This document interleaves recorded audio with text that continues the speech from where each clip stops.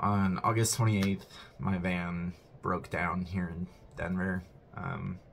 I was pretty sure that it was the transmission, but I didn't know for sure, so I had it towed to a mechanic, and I knew that it was going to be probably at least a few months and a significant cost to repair the van, so I arranged to stay with my sister here in Denver for the time being.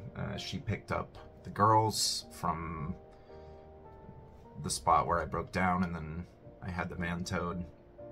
I was riding the bike back to her place from the mechanic.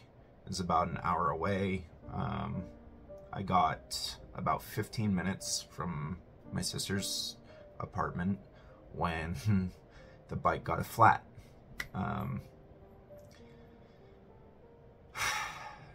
So there was no U-Haul or anything anywhere nearby, walking distance. Neither my sister nor her boyfriend have a hitch on their car, so we couldn't put my rack from the van on the car and carry the bike back. Options were kind of limited. I noticed that there was a motorcycle dealership a couple blocks up a hill from where I got the flat, so I pushed the bike up there. Don't expect to have my van back for about almost 2 months. Left there on the bike. Got about 15 minutes, 20 minutes from my sister's place, and got a flat on the bike.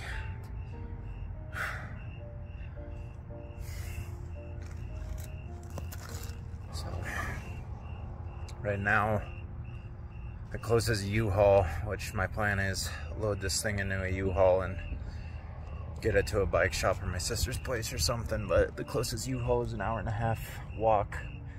So, oh shit, there's an Indian motorcycle here.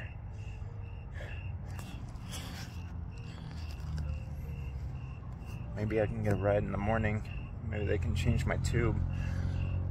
If not, then I'll come back tomorrow. There's like a neighborhood up here. I've just been pushing it hill from down there, all the way down there, all the way up here. And then there's a neighborhood over there. I'm gonna try to park the bike in for the night, and then my sister will come pick me up. She's the MVP. Some bullshit, but one thing at a time. And the dealership wanted $350. They would not replace the tube. They wanted to put a new tire on. I'm not gonna pay $350 for a motorcycle tire. That's absurd, especially for the kind of tire and bike that I needed. So they said they would do it for $30 if I brought in a new tire. So I ended up leaving the bike there. It was a pretty seemingly safe neighborhood, and the new tire came in 2 days later. I went in to have them replace the tire, and the bike was not there. After dealing with the police, getting as much security footage as I could from the surrounding businesses, trying for like a week to track down my bike, it became pretty evident that I'm never gonna see it again. So started the process with insurance. I got paid from that. The van, oh man, the van turned out to be a lot worse than what I originally thought was wrong with it. I was right, it was the transmission, but there was significantly more damage than just the transmission. So it was going to be over $15,000 to repair, with several months process of doing so, and The van was already at 200,000 miles. I had been trying to sell it with no luck for about a week before this happened, and it just didn't make sense to me to spend that much money. I didn't have that much money to spend, but even if I had $15,000 on a 200,000 mile van is not sensible. So I arranged for it to be scrapped, and I removed as much as I could from the van, like all of my possessions, as well as like my batteries, my Victron electrical system, my fridge, heater, all of those things that it could either be sold or reused in a rig going forward in the future. And said goodbye to my home for the last 3 years, and I've spent the last several weeks without a vehicle for the first time in my adult life. Guess this is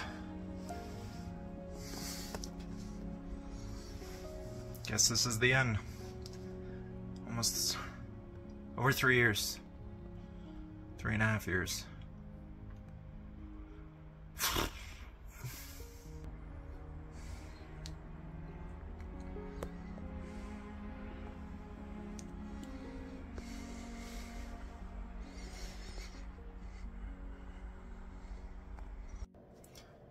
But that all changed a few days ago. I was able to buy a new bike and start the process of rebuilding my life and being able to hopefully get back on the road soon in the future. I just got called. They're about 20 minutes out with the new bike, so that will be delivered here shortly.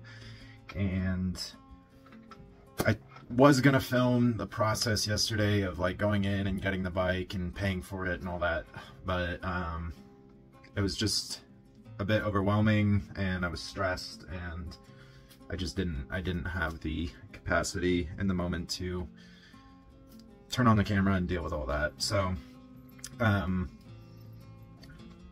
it was pretty smooth. I just barely had the money to actually get the bike, so I'm super broke for the next couple days. It is a bigger bike than what I had before. Not a whole lot bigger, but enough to be able to get on the highway comfortably, and a little bit heavier so someone can't literally just lift up my front wheel and drag it across a parking lot, ideally. I'm really ready to have my own wheels again. This has been a rough few weeks with no vehicle, so, and it's still going to be quite a while till I can get a new rig, and I am planning to. I have big plans for the next rig, but it's going to take some time. But at least for now, I do have a vehicle again. He's pulling up right now.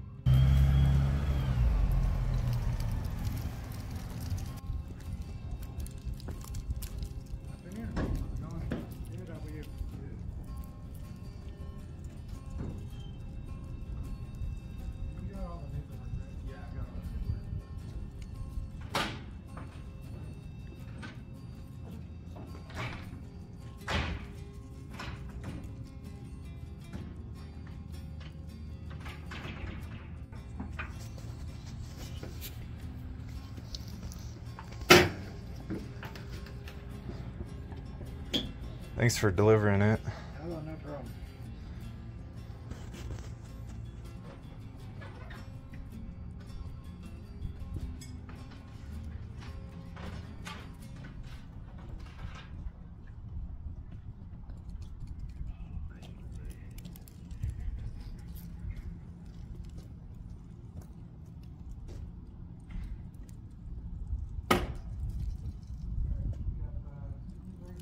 Awesome. Sweet.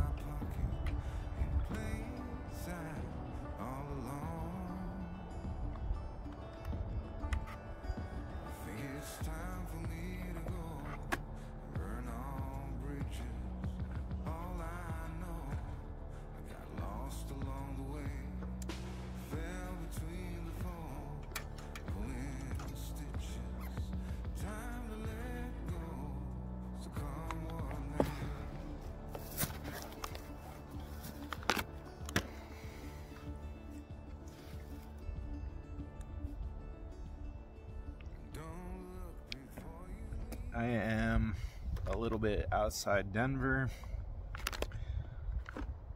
Needed to get out of the city. I've been cooped up far too long, and I need my mountains. So unfortunately it's just a day trip. I might come back up here in a few days with my tent and all that fun stuff. This is a really pretty spot. This is gorgeous. It's quiet. No one else out here. There's only like 3. This is like an official campground, unpaid, but like established. There's only like 3 spots here though. There's no one else out here, so that's cool. Definitely gonna save this one. I'm somewhere like hour and a half from Denver. Tried to take mostly back roads because I'm still in the break-in period with the bike, so I don't want to go too far over like 40 miles an hour right now until I hit that first 300. But she's doing good. Definitely a bit more power than the last one. So that's quite nice. I apologize, I'm super hungry. By the way.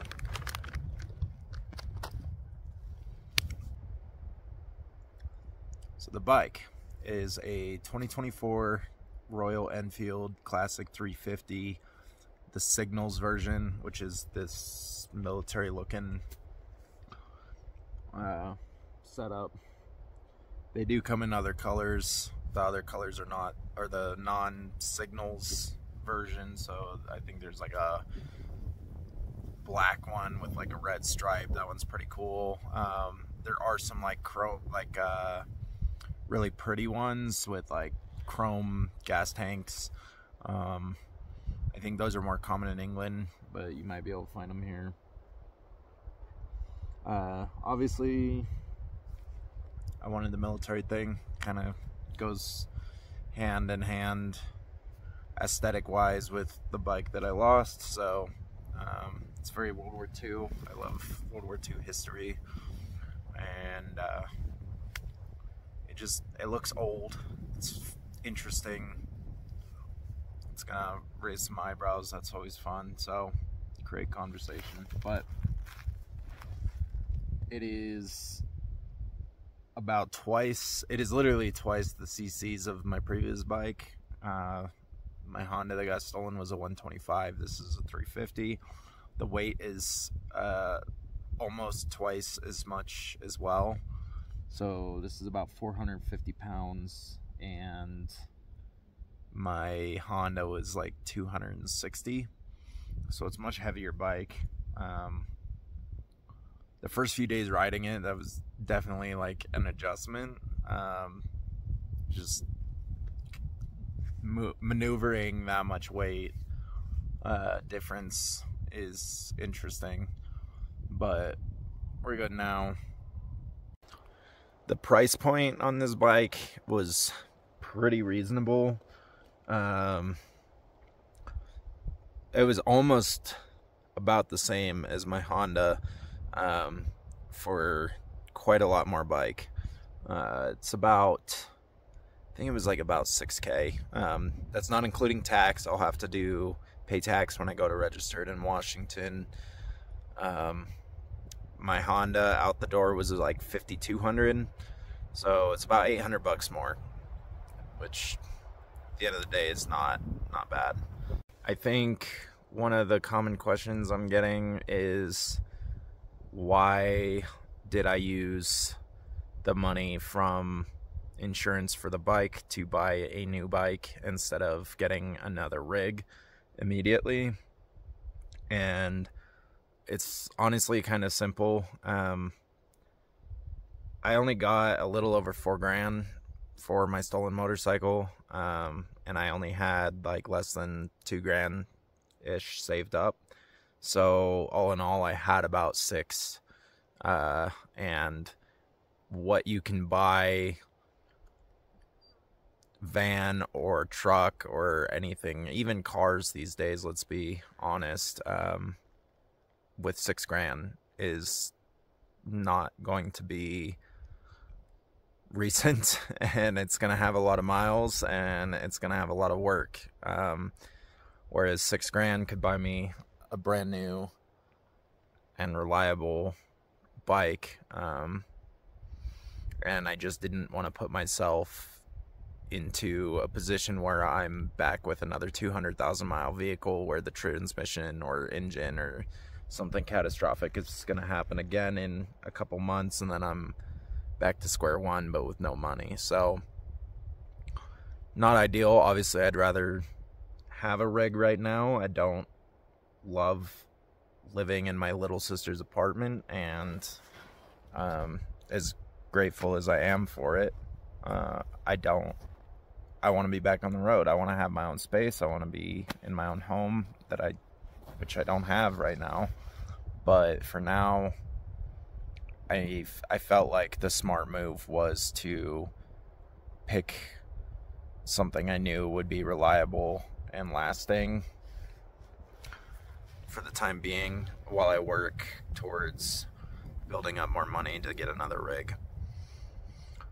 So that's where we're at. I am a little bit panicked because we're about a month away from snow.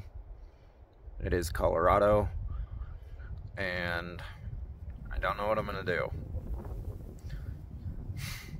I have some ideas and plans potentially, but I'm trying not to worry about it too much. I'm just gonna keep my head down and work for the next month, and then when snow actually does hit, we'll go from there and kind of figure out what to do going forward for the rest of the winter.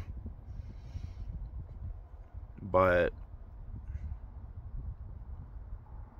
still got some time till that happens. And there's no sense in worrying about it right now.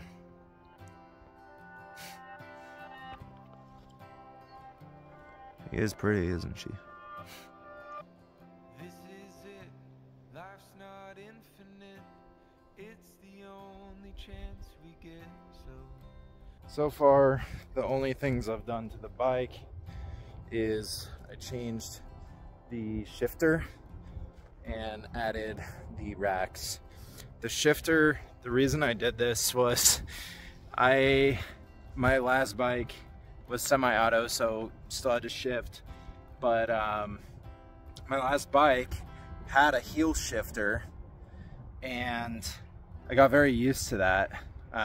So when I got this one, it didn't have that, and I was struggling a bit. The other issue I had was I wear Doc Martens for everything, everywhere, all the time, and it's kind of difficult to get your boot under this. And so I kept popping into neutral, pulling out of intersections. I didn't particularly like that, and I do want to get other boots for riding, but right now a $30 shifter versus like $200 minimum boots, where is even the question? So yeah, it's a lot better with the heel shifter, just kind of back in my comfort zone. And the racks are on. They're awesome. I haven't really had a chance to use them. I'm waiting for bags to come for the sides, and then the top will be for like my dolly for work, or if I'm out camping or something, then we'll throw you know, tent and gear and stuff on the back there. So that's kind of all I've done for now. The other thing I did, I got a trying something a little different this time. I'm doing a quad lock mount instead of some cheap Amazon thing. However, I bought the wrong phone case. I thought that this was going to be compatible with quad lock.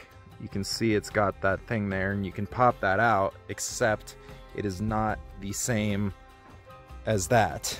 So it doesn't actually work. For now, I will have to get a proper phone case for this that will correlate with that properly, but for now, this thing has a magnet in it, and as sketches as it is, I've already gone like 50, 55 a little bit, and it just slaps on there and it does not move, which is absolutely wild. Not a long-term solution. I don't trust that, and it makes me nervous. I don't want to lose my phone, but for now, until I get the new phone case, it seems to work, which is wild. So we're rolling with that, and I will continue to add updates as I add more things to the bike. I'm not doing a whole lot, but just getting it kind of ready for being able to work and being able to come out in places like this and get my fill of nature and the mountains and get the out of the city. I think that's about it. Sorry, I probably owe you a lot more than that after being gone for and AWOL for like, what was it, 6, 7, 8 months. But that's all I got. I hope you guys have a great weekend, week, whatever it is, and I will try to have something uploaded sooner than 6 months from now. See ya.